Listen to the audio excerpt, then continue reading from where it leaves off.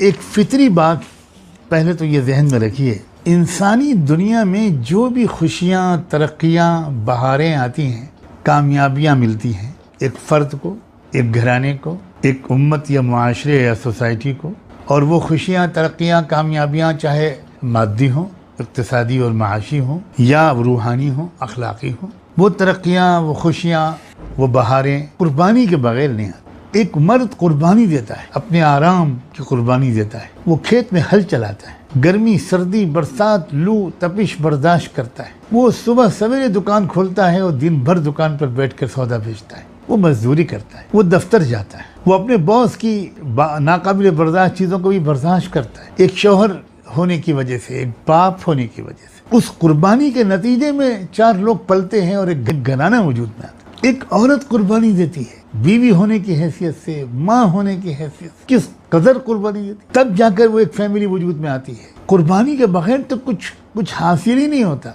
ये तो कायनात का ऐसा फितरी अजीब व गरीब किस्म का मामला है। एक दाना कुर्बानी देता है, ज़मीन के अंदर दफन हो जाता है। एक बीज कुर्बानी देते, तब जाकर अखवा निकलता है और फसल तैयार होती है।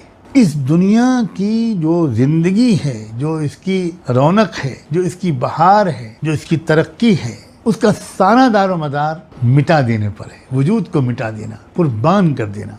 और फिर ये कुर्बानियाँ हर तरह की होती हैं। आराम और राहत की कुर्बानी, जज्बात की कुर्बानी, अपनी कमाई और आमदनी की कुर्बानी, अपने जिस्म और जान की कुर्बानी, अपने वक्त की कुर्बानी, अपनी ख्वाहिशात की कुर्बानी। और अगर कोई इंसान कुर्बानी का हौसला नहीं करता तो वो कामयाब नहीं हो सकता। जितनी बड़ी कामयाबी इंसान को चाहिए, उतनी बड़ी कुर्बानी उसको देनी पड़ती है। ये कानून फितरत है, ये एक यूनिवर्सल लॉ है।